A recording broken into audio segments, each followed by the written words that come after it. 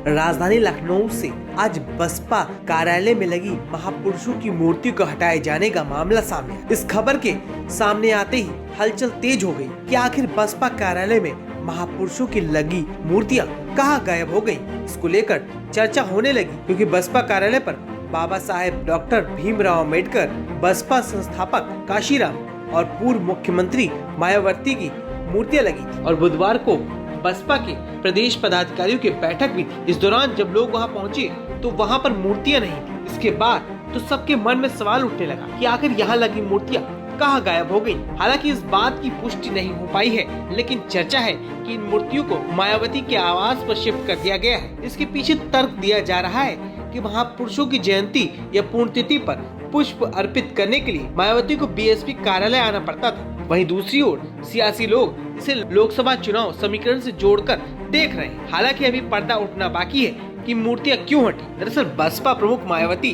बसपा कार्यालय में काशीराम और अम्बेडकर के साथ अपनी मूर्ति लगाकर दलित समाज को बड़ा मैसेज देने की कोशिश की। बसपा दलितों की हितैषी और काशीराम और अम्बेडकर का असली वारिस साबित करना चाह रही थी। यह कोशिश बसपा के लिए कारगर भी रही, पर पिछले चुनाव में कमजोर पड़ी बसपा अब लोकसभा चुनाव 2024 के लिए तरह तरह के हथकंडे अपना रही। वहीं बसपा सुप्रीमो मायावती ने आज लोकसभा चुनाव को लेकर भी लखनऊ बसपा कार्यालय पर बैठक। ऐसे में बैठक से ठीक पहले काशीराम और अम्बेडकर की मूर्ति को हटाना कई तरह के सवाल खड़े करता है। सियासी लोग इसे लोकसभा चुनाव से जोड़कर देख रहे हैं। वहीं चर्चा ये भी हो रही है कि मूर्तियों को किसी एजेंडे के तहत हटाया गया है। वहीं अब तक इस बारे में आधिकारिक जानकारी सामने नहीं आ सकी है। हालांकि कयासबाजियों का दौर चल रहा है। मायावती ने अपने कार्यकाल के दौरान महापुरुषों के साथ साथ पार्टी के चुनाव चिन्ह हाथी की प्रतिमा भी कई स्थानों पर लगवाई थी। इसको लेकर भी खूब बवाल मचा था। अब बसपा कार्यालय में महापुरुषों के कद के हिसाब से प्रतिमाएं लगाई गई थी। महापुरुषों की